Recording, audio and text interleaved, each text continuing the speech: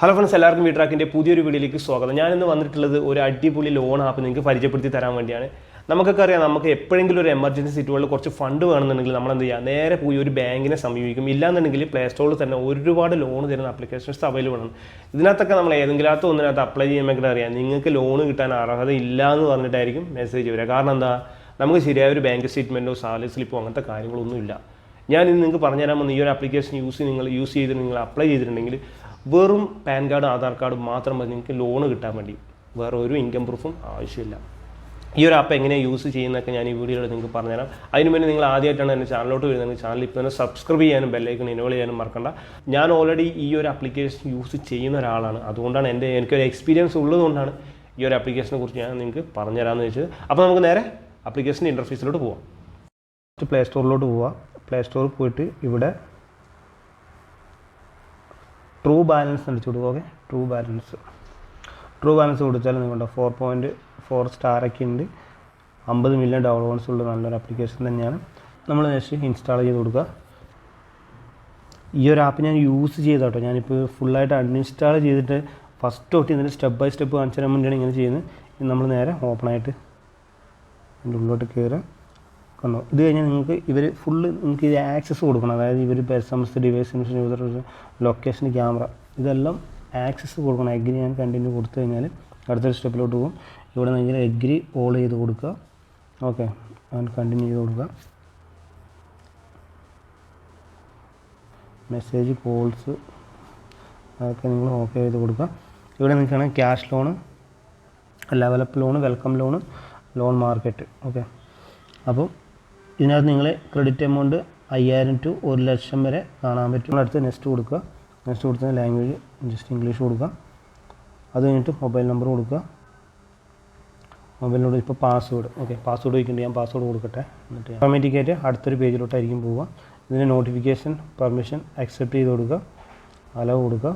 Okay, അപ്പം നിങ്ങൾ അടുത്തത് എത്തുന്നത് ഇങ്ങനൊരു ഇൻ്റർഫേസിലോട്ടായിരിക്കും എത്തുക.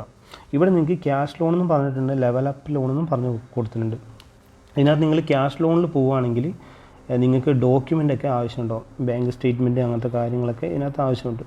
അതുകൊണ്ട് ഞാൻ കാണിച്ചു തരാം. ഇവിടെ നിങ്ങൾ ഇതൊന്ന് ടിക്കറ്റ് കൊടുത്താൽ എഗ്രി ആൻഡ് കണ്ടിന്യൂ കൊടുത്തു കഴിഞ്ഞാൽ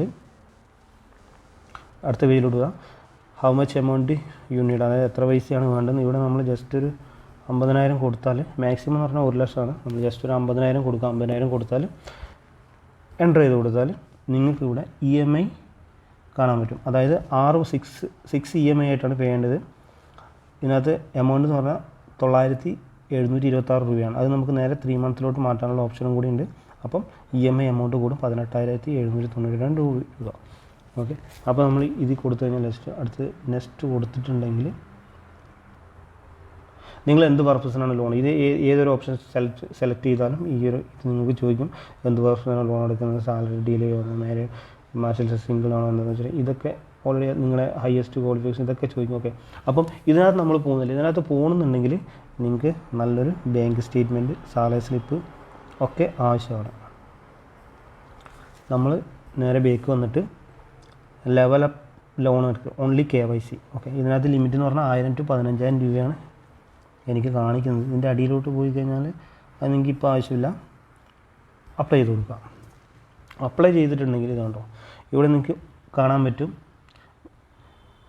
loan for everyone with no document. അതായത് ഡോക്യുമെൻറ്റിൻ്റെ ആവശ്യം ഇല്ല, ജസ്റ്റ് നിങ്ങൾക്ക് ആധാർ കാർഡും പാൻ കാർഡും മാത്രം ഉണ്ടെങ്കിൽ ലോൺ കിട്ടും. ഓക്കെ, നമ്മളിങ്ങോട്ട് പോയിട്ടുണ്ടെങ്കിൽ ലെവലപ്പ്, അതായത് ആധാർ കാർഡും പാൻ കാർഡും മാത്രം വെച്ച് 1,00,000 രൂപ വരെ നിങ്ങൾക്ക് ഇവർ ലോൺ തരുമെന്നാണ് അതിന്.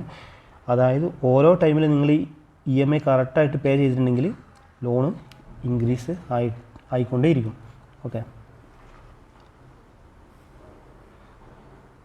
അപ്പോൾ നമ്മളെന്താ ചെയ്യുക, ഗെറ്റ് സ്റ്റാർട്ട് കൊടുക്കുക. ഗെറ്റ് സ്റ്റാർട്ട് കൊടുത്താൽ ഇപ്പോൾ എനിക്ക് നിങ്ങൾക്ക് കാണാൻ പറ്റുന്ന ലിമിറ്റ് 19,418 രൂപ. അപ്പോൾ ഞാൻ ലെവൽ 8ലാണ് നിൽക്കുന്നത്. നിങ്ങളിപ്പോൾ ലെവൽ 1 ഒരാളാണെങ്കിൽ നിങ്ങൾക്ക് ഇത്രയും എമൗണ്ട് ഉണ്ടെങ്കിൽ ചെറിയൊരു എമൗണ്ട് ഉണ്ടാവും. അപ്പം അതെടുത്തിട്ട് നിങ്ങൾ കറക്റ്റായിട്ട് EMI പേ ചെയ്തിട്ടുണ്ടെങ്കിൽ ഈ എമൗണ്ട് കൂടി വരും. ഓക്കെ, അപ്പോൾ ഞാനിപ്പോൾ ഈ 19,418 രൂപ എടുത്തിട്ടുണ്ടെങ്കിൽ അടുത്ത് ലെവൽ 9 എനിക്ക് കിട്ടി 20,000 രൂപയായിരിക്കും. ലെവൽ 10 കിട്ടുക 50,000 രൂപ. ലെവൽ 11 എത്തുമ്പോഴാണ് 1,00,000 രൂപ കമ്മിങ് സൂൺ. ഓക്കെ, ഇതിനകത്ത് നിങ്ങൾക്ക് അടിയിലോട്ട് കാണാൻ പറ്റുന്നുണ്ടാവും നമ്മൾ ജസ്റ്റ് അതുണ്ട് അപ്രൂവൽ ഇൻ 5 മിനിറ്റ്, അത് വെറും 5 മിനിറ്റോട് നിങ്ങൾക്ക് ഈ ഒരു ലോൺ നിങ്ങളുടെ അക്കൗണ്ടിൽ എത്തും. ഇവിടെ ഗെറ്റ് ദ ലോൺ കൊടുത്തിട്ടുണ്ടെങ്കിൽ നമുക്കിവിടെ ലിമിറ്റ് നമുക്ക് എത്ര പൈസയാണോ വേണ്ടത്. ഞാനൊരു എക്സാമ്പിൾ ഞാൻ കാണിച്ചു തരാം. ഇപ്പോൾ ജസ്റ്റ് നമുക്കൊരു 10,000 രൂപ വേണ്ടതെന്ന് വെച്ചോ, 10,000 രൂപയാണ് വേണ്ടതെന്ന് വെച്ചിട്ടുണ്ടെങ്കിൽ ഇവിടെ ഇതിൻ്റെ EMI, അതായത് 3 EMI ആയിട്ടാണ് അടയ്ക്കേണ്ടത്. ഓക്കെ, അപ്ലൈ കൊടുത്തിട്ടുണ്ടെങ്കിൽ അടുത്തായിട്ട് ഞാൻ പറഞ്ഞില്ലേ എന്ത് പർപ്പസിനാണ് ലോൺ എടുക്കുന്നത്.